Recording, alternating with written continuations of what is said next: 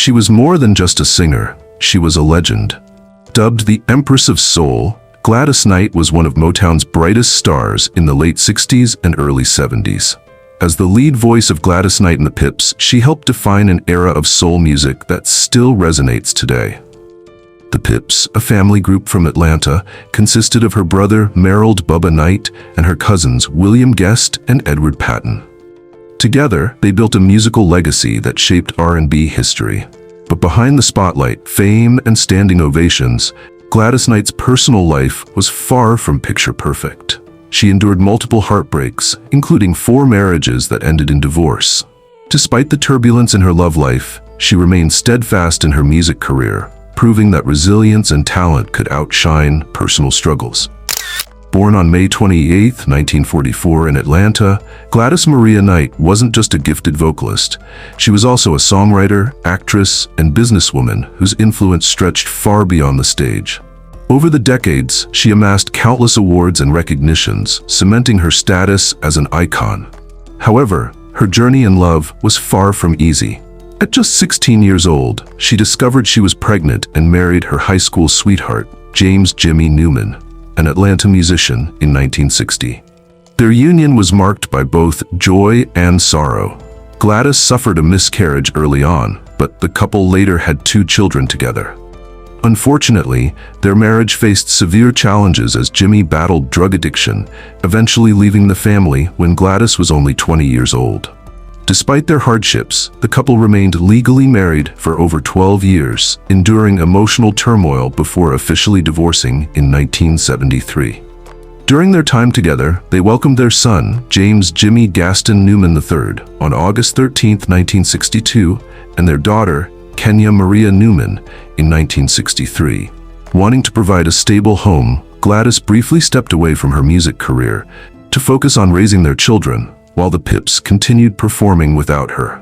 In the early 1960s, Gladys, Jimmy, and the Pips moved to Detroit, settling in the upscale Sherwood Forest neighborhood. They prioritized education, enrolling their children in a local Catholic school while navigating the pressures of fame and family life. However, the strains of their relationship persisted. After a 7-year separation, Gladys finally made the heartbreaking decision to file for divorce in 1973. Not long after, Jimmy passed away, closing one of the most challenging chapters in Gladys Knight's life. After enduring the heartbreak of her first marriage, Gladys found love again in 1974 with Barry Hankerson, the founder of Blackground Records, a label that would later sign his niece, the legendary Aaliyah. Their love story brought them a son, Shonda Ali Hankerson, born on August 1, 1976. But like before, love didn't come easy.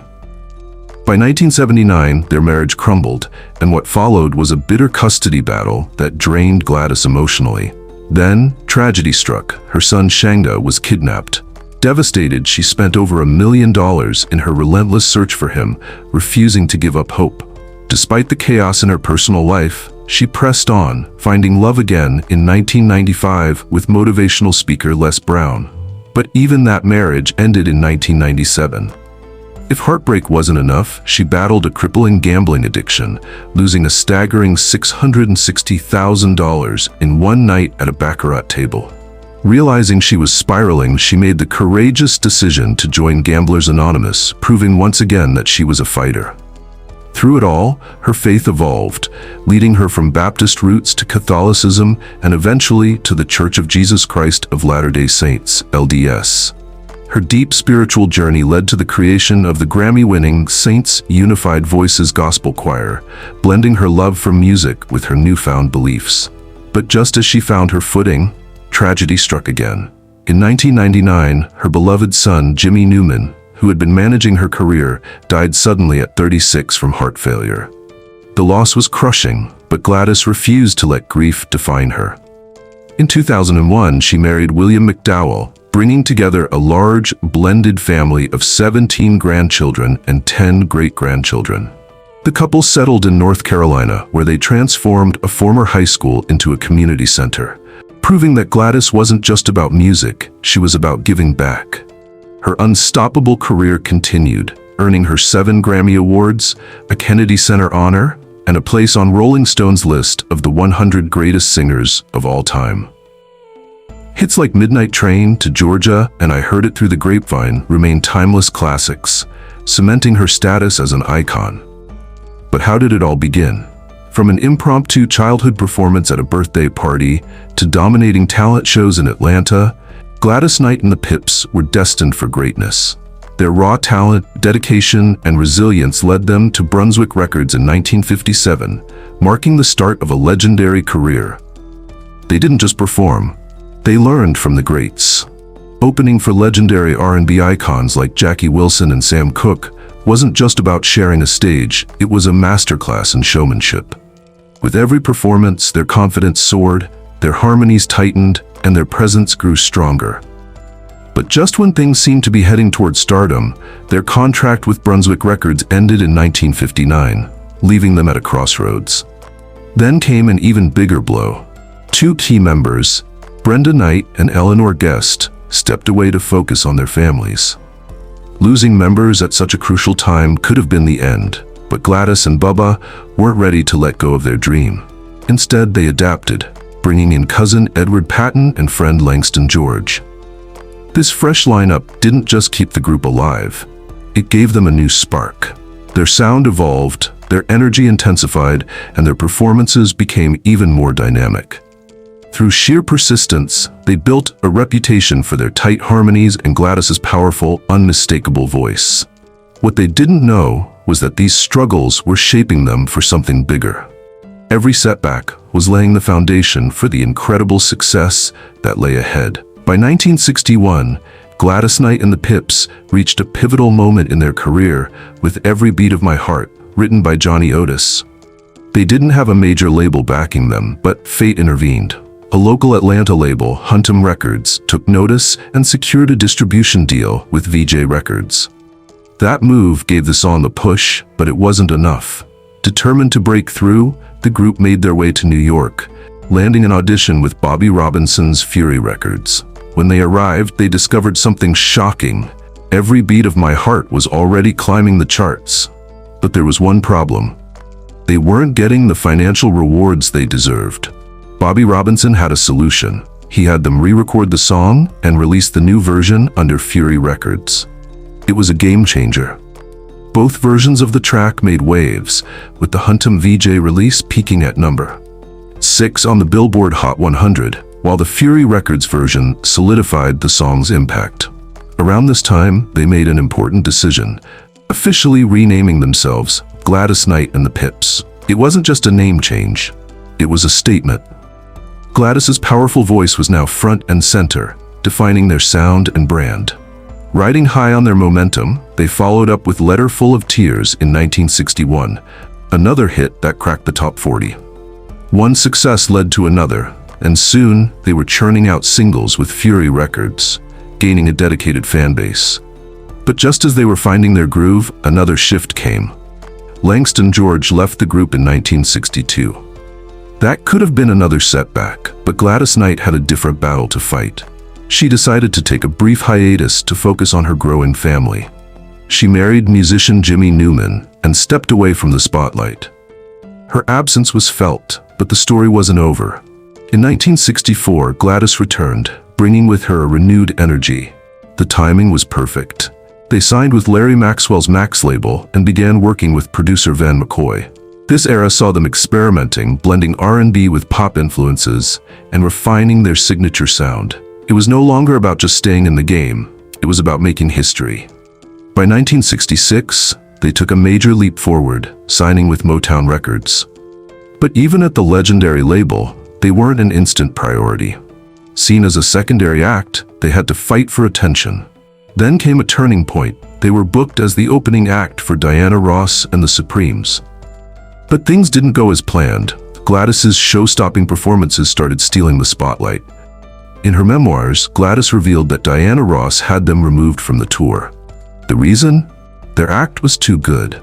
Even Motown founder Berry Gordy admitted that Gladys was giving his star a run for her money. But the setback didn't slow them down. In 1973, they made a bold move, leaving Motown for a more promising deal with Buddha Records. That decision would change their careers forever. That same year, they released Midnight Train to Georgia, a song that not only topped the pop and R&B charts, but also won them a Grammy. The hits kept coming: I've Gotta Use My Imagination, The Way We Were, Try to Remember, and Best Thing That Ever Happened to Me, each one cementing their place in music history. Their reach wasn't just national. In Europe, especially the UK, their music found a passionate audience. Some of their biggest songs, like Midnight Train to Georgia, charted years after their US success, proving their global appeal. As the late 70s rolled in, legal battles forced Gladys Knight and the Pips to work separately for a while. During this time, Gladys ventured into solo music, releasing Miss Gladys Knight in 1978 and Gladys Knight in 1979. Her personal life was also in flux. After divorcing James Newman in 1973, she married Barry Hankerson, the uncle of future R&B star Aaliyah. They had a son, Shanga Ali, but their relationship was turbulent, leading to a tough custody battle. Despite personal and professional struggles, the music never stopped. In 1980, Johnny Mathis invited Gladys to collaborate on 2 duets, When a Child is Born and The Lord's Prayer. Soon after, Gladys Knight and the Pips reunited under Columbia Records, launching a brand new era. Reuniting with legendary Motown producers Nicholas Ashford and Valerie Simpson, they released About Love, 1980, and Touch, 1981. One standout hit, Landlord, became another fan favorite. Then, in 1983, they proved they were still a force in the industry with Save the Overtime for Me, a funky boogie-style track produced by Leon Silver's 3. It became their first R&B chart topper since 1974. The music video was ahead of its time, blending R&B with early hip-hop influences, making it one of the first to do so. Their album Visions continued their streak of success, featuring another R&B hit, You're Number One in My Book. At a time when many artists from their era were fading into nostalgia, Gladys Knight and the Pips were still evolving, still pushing boundaries, and still capturing audiences. In 1987, Gladys Knight made a bold decision to embark on a solo career, marking the end of an unforgettable era with the Pips. Their final album together, All Our Love, 1987, released under MCA Records, featured the infectious lead single, Love Overboard.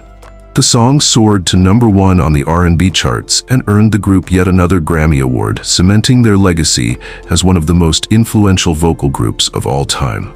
After a successful farewell tour in 1988, Knight officially closed this chapter of her career with the Pips. For the group, it was the end of an era, one filled with timeless music, electrifying performances, and a profound impact on the world of soul and R&B. With the Pips deciding to retire, their journey as a group had come to a close. But for Gladys Knight, the journey was far from over.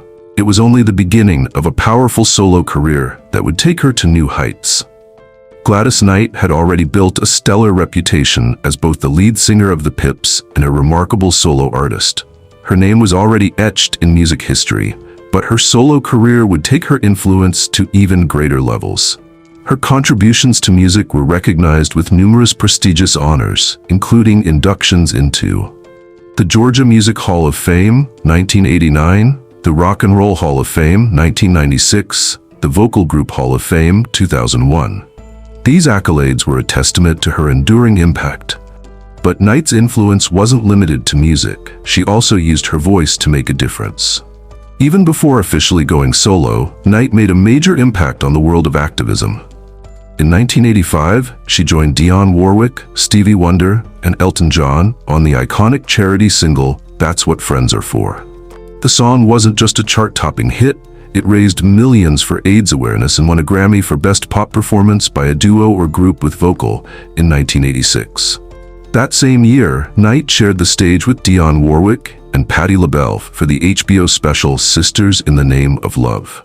This legendary performance showcased 3 of the most powerful voices in music, proving that Knight wasn't just an R&B star. She was a musical powerhouse who could captivate audiences across genres. Her versatility shined once again on March 27, 1988, when she performed a stunning rendition of America the Beautiful at WrestleMania 4 in Atlantic City. She continued to prove her range in 1989 when she recorded License to Kill, the title track for the James Bond film.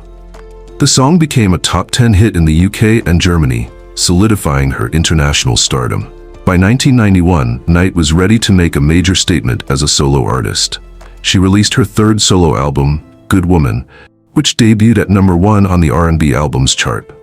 The album featured the R&B hit Men, which reached #2 on the R&B chart and climbed to #45 on the Billboard 200, her highest solo chart position yet.